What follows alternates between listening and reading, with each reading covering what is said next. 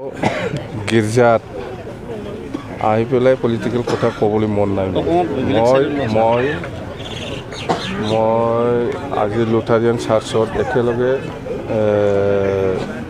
ইহঁতৰ লগত গিৰ্জাত মানে কি বুলি কয় প্ৰাৰ্থনা কৰিব পাৰিছোঁ। খুব ভাল লাগিছে মনটো।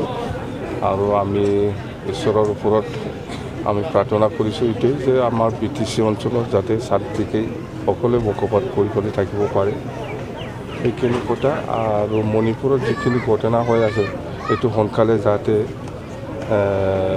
শান্তিত আহে তাৰ কাৰণেও আমি প্ৰাৰ্থনা কৰিছোঁ। প্ৰায় 2-2.5 ঘণ্টা থাকিলে আপুনি? হয়।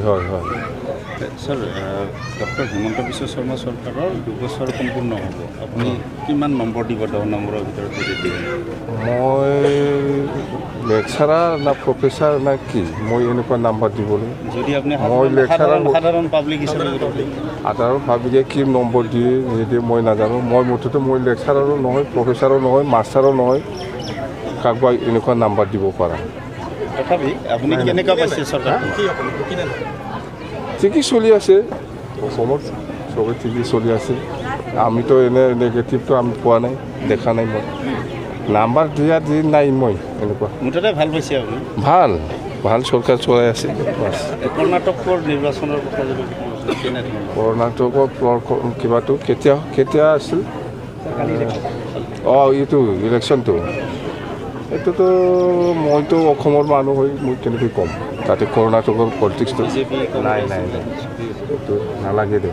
শ্ৰীৰামপুৰত আপোনাৰ এই যে প্ৰমোদ বড়োৱে ঘৰ বনাই দিব, অট্টালিকা বনাই দিব, প্ৰমোদ বড়োৱে হাজৰা মহিলাৰ ঘৰ বনাই দিব বুলি কৈছে। প্ৰমোদ বড়োৱে কি কয় নকয় কৈ থাকিব দিয়ক। মই তাৰ কুৱেশ্যনৰ এনচাৰ দিব লগা মই নাই। অট্টালিকা সজাই দিম বুলি কৈছে।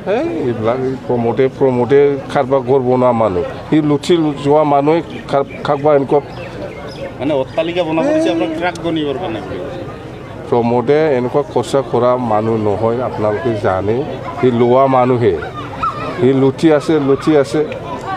হিমন্ত বিশ্ব শৰ্মা বঙাইগাঁৱতে কৈছিলে যে এই যে চিণ্ডিকেটৰ কথা যেতিয়া আমি সুধিছিলোঁ, এই যে প্ৰমোদ বড়ো হাগ্ৰামা মহিলাৰ মাজত চিণ্ডিকেটৰ লৈ এনেকুৱা বাকযুদ্ধ চলি আছে, আপুনি কি কয়? তেওঁ কৈছিলে যে যাৰ নজৰ চিণ্ডিকেটৰ তেওঁলোকেহে খবৰ ৰাখে, আমি খবৰ নাৰাখোঁ। ইয়াৰ যেনিবা হেমন্ত দাৰ চেমচাৰৰ যিটো এনচাৰ, ইয়াত মই ক'ব লগা একো নাই। কোনে কি কৈছে কোৱা নাই মই নাজানো। মুঠতে আমি জানো শ্ৰীৰামপুৰ গেটত চিণ্ডিকেট চলি আছে। লাষ্ট এটা কথা কৈছোঁ, পলিটিকেল কথা নহয়। বঙাইগাঁও বিধানসভা সমষ্টিতে এখন দলং আছে, নাম হাগ্ৰামাৰ দলং।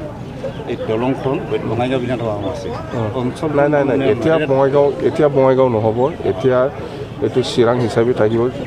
নতুন যিটো ডেলিমিটেশ্যন হৈ আছে উন্নয়ন একেবাৰে নাই অঞ্চলতো নাইয়ে। বঙাইগাঁও বিধানসভা সমষ্টিত আমাৰ বড়ো BTC এৰিয়া প্ৰায় 30-40,000 ভোটাৰ আছে।